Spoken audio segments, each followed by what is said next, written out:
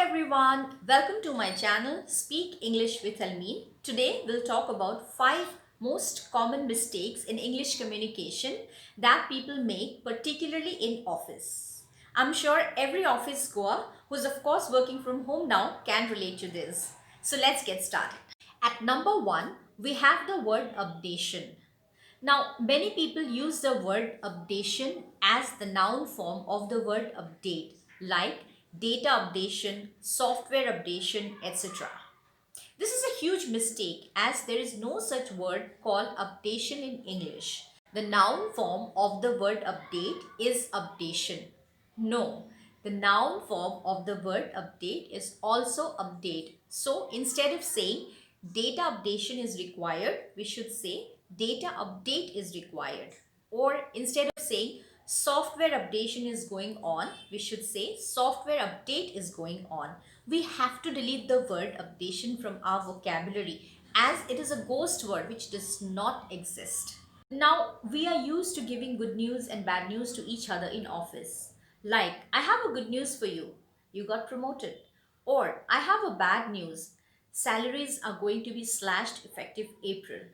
Now, the news of promotion or salary cut may be correct, but the use of the words a good news, a bad news is definitely incorrect. The word news is an uncountable noun, which means that we cannot use the article a with the word news. So instead of saying, I have a good news for you, you should say, I have a piece of good news for you, or I have good news for you. The rule is that with uncountable nouns like furniture, advice, information, news, luggage, we cannot use the articles a and an. Instead, we should use quantifiers like much, a little, a piece of, etc. So instead of saying, I have an advice for you, you should say, I have a piece of advice for you.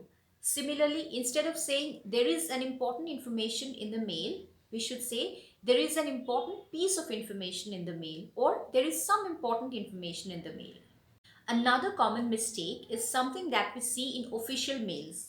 Often people write in the body of their emails, please reply back to my email, or please revert back if any questions or queries. Now, the very meaning of the word revert or reply is to respond or get back. So, we need not say reply back or revert back. We can simply say, please reply to this email, or please revert if any questions or queries.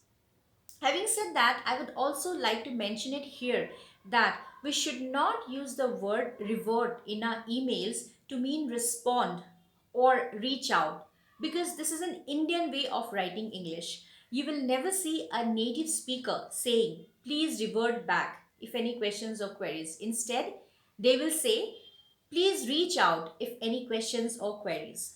So I would suggest you to stop using the word revert in your emails to mean respond. Instead, you can say or use reach out.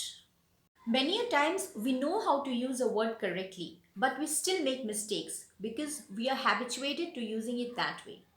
Let's say I have a presentation to give in my office and I'm all set for it. I begin the presentation this way. Hi everyone, today I want to discuss about the annual sales of a company. Oops, I realize I made a mistake. Instead of saying, today I want to discuss about the annual sales of a company, I should have said, today I want to discuss the annual sales of a company. What happens next? This ruins the rest of my presentation also, because it keeps running in my mind that I messed up the beginning of my presentation, which in turn lowers my confidence level. Long story short, all I want to say is never say discuss about something. Always say discuss something. Discuss your problem. Discuss the economic condition of the country. Discuss the impact of coronavirus.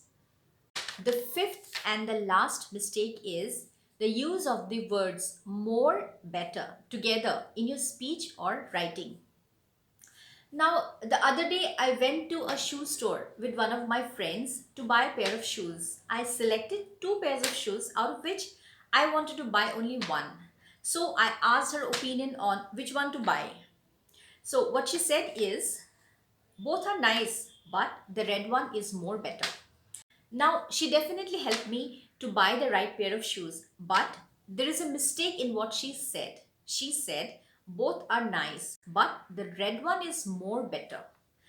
Never ever say more better when you are comparing two things. Like something is more better than the other. No, you should always say something is better than the other. This is because better is already a comparative form of the verb good. So we need not use more and better together. We get to see this in offices also. For example, this employee is more better than that.